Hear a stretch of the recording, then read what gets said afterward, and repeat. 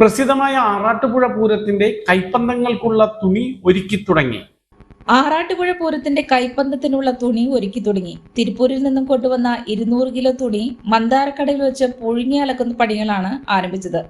വലിയ 2 ചെമ്പുകളിൽ കാരവും സോപ്പും ഉപയോഗിച്ച് പുഴുങ്ങിയ തുണികൾ കൽപ്പടവുകളിൽ തല്ലി തിരുമ്പി തുണിയിലെ കഞ്ഞിപ്പശ ഒഴിവാക്കുന്നതിനാണ് ഇങ്ങനെ ചെയ്യുന്നത്. ഇത്തരം തുണികൾ ഉപയോഗിച്ചുണ്ടാകുന്ന കൈപ്പന്തങ്ങൾ കൂടുതൽ തെളിമയോടെ കൂടുതൽ സമയം കത്തും. തുണികൾ ക്ഷേത്രമുറ്റത്തിട്ട് ഉണക്കി സൂക്ഷിക്കും. ആറാട്ടുപുഴ ഉത്സവാഘോഷ കമ്മിറ്റിയുടെ നേതൃത്വത്തിൽ 100ഓളം യുവാക്കളാണ് ഇതിൽ പങ്കാളികളായത്. 2 ഒറ്റപ്പന്തങ്ങളും 2 മുപ്പന്തവും 18 ആറുനാഴി പന്തങ്ങളുമാണ് ആറാട്ടുപുഴ ക്ഷേത്രത്തിലുള്ളത്. ആറാട്ടുപുഴ ശാസ്താവിന്റെ തിരുവാതിര വിളക്കിനാണ് ആദ്യമായി പന്തം കത്തിക്കുന്നത്.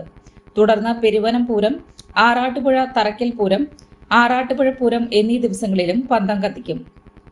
ശാസ്താവിന്റെ തിരുമുൻപിൽ ഒറ്റപ്പന്തവും അതിനു പിന്നിലായി മുപ്പന്തവും, മുപ്പന്തത്തിന് ഇരുവശങ്ങളിലും 6 നാഴി പന്തങ്ങളുമാണ് പിടിക്കുക.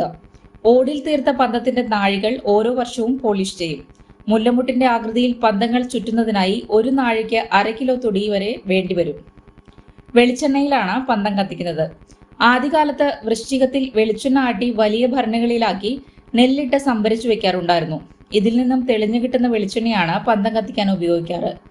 ഊരകം MS ഭരതന്റെ നേതൃത്വത്തിൽ ആറാട്ടുപുഴ ക്ഷേത്ര പത്തായപ്പുരയിൽ വെച്ചാണ് കൈപ്പന്തങ്ങൾ ഒരുക്കുക. കൊടിയേറ്റം ഏപ്രിൽ 3-നും, തിരുവാതിര വിളക്ക് April 5-ന് വെളുപ്പിനും, Peruvanam Pooram April 6-നും, Arattupuzha തറയ്ക്കൽ Pooram April 8-നും, Arattupuzha Pooram April 9-നുമാണ്.